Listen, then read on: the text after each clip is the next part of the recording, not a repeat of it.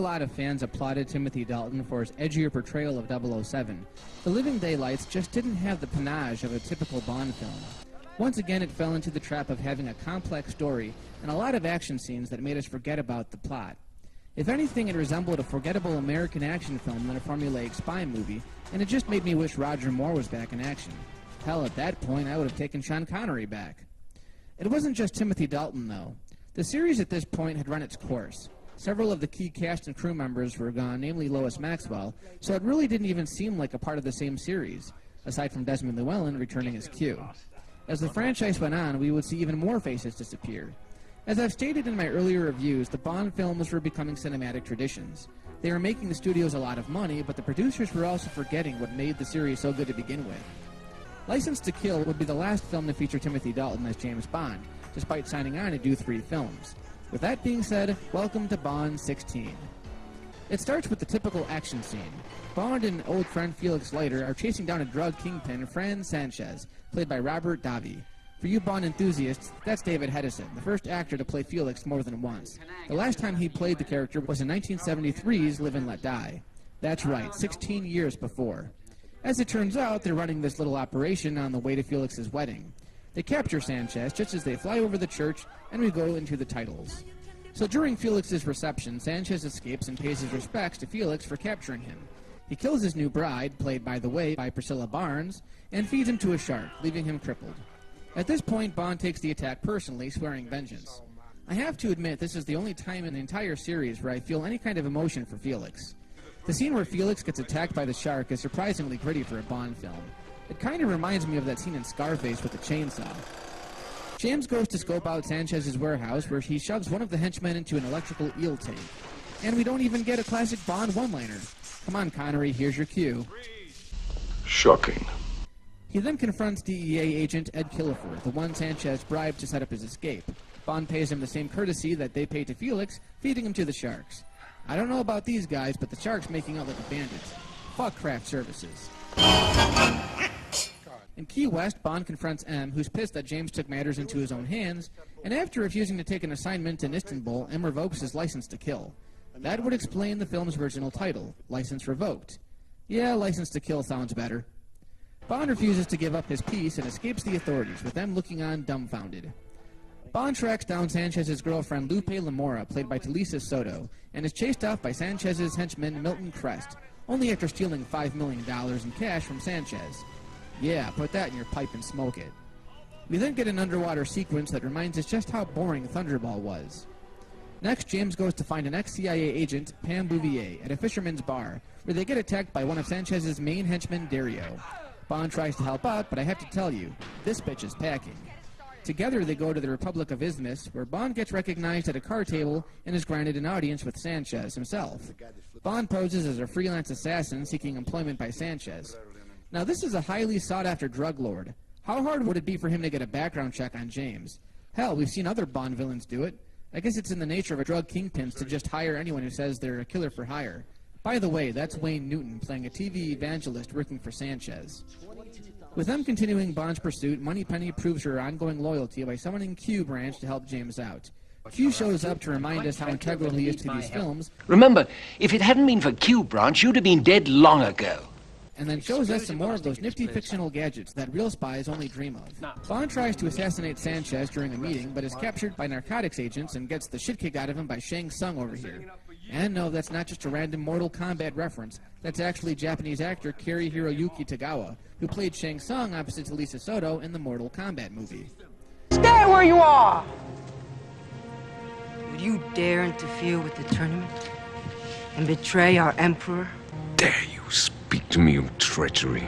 Bond plants the stolen money back aboard Sanchez's boat, framing Crest. Sanchez, doing his best Scarface impersonation, locks Crest up in a hyperbaric chamber where he depressurizes the chamber, causing Crest's head to explode. Okay, pretty cool death scene for a gangster movie. In a Bond film, it's kind of out of place. Lupe comes to tell Bond Sanchez's whereabouts, and as she confesses her love for James, makes Pam jealous. I love James so much. I'll be damned if I'll help him. Look, don't judge him too harshly, my dear. Field operatives must often use every means at their disposal to achieve their objectives. Bullshit! Sanchez, trusting James even further, takes him to his base, a meditation retreat where his scientists dissolve cocaine in petrol and sell it as fuel to Asian smugglers. When Mr. Newton isn't busy buying and selling the product for Sanchez, he's trying to get into Pam's pants. And failing. Sanchez's overly happy henchman Dildo, or Mario, or whatever the hell his name is, catches up with Bond and rats him out to Sanchez, who finally accepts the fact that James is a spy.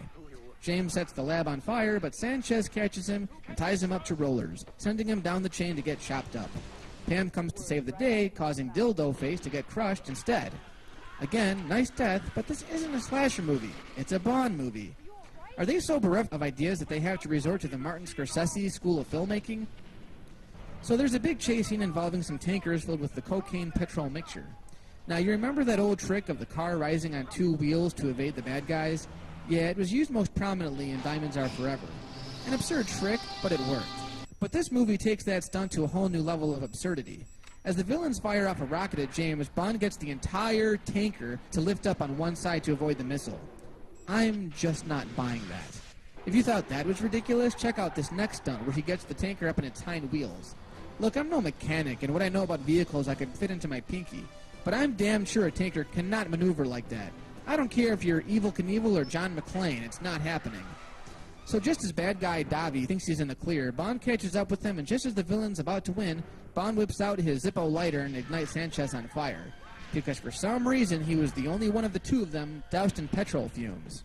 Then there's the love triangle that we have to resolve. That's easy. He kisses one, tells her to fuck off, and chooses Pam. There, that was easy. And so ends the Dalton era. Not very impressive, and his films pretty much feel like fill-ins until the next Bond film, which came out 6 years later. Dalton would have gone on to film a third Bond film, which would have probably been property of a lady, but as you'd expect, there was yet another lawsuit going on between studios, and they took so long that Dalton basically jumped ship. To be fair, License to Kill isn't as bad as I remember it, but it's certainly one of the less memorable ones. Aside from key plot points, namely what happens to Felix at the beginning of the film, it doesn't leave an impression. It's a shame, too, because on a certain level, it does a lot of things right. Bond's personal vendetta against the villain is a great plot device and serves as a good motivation for the character. We also feel for Q this time because we see his regret when James tells him to leave the mission, only to recant by asking him to stay. The love triangle between Carrie Lowell and Talisa Soto, while underplayed, was also a nice touch.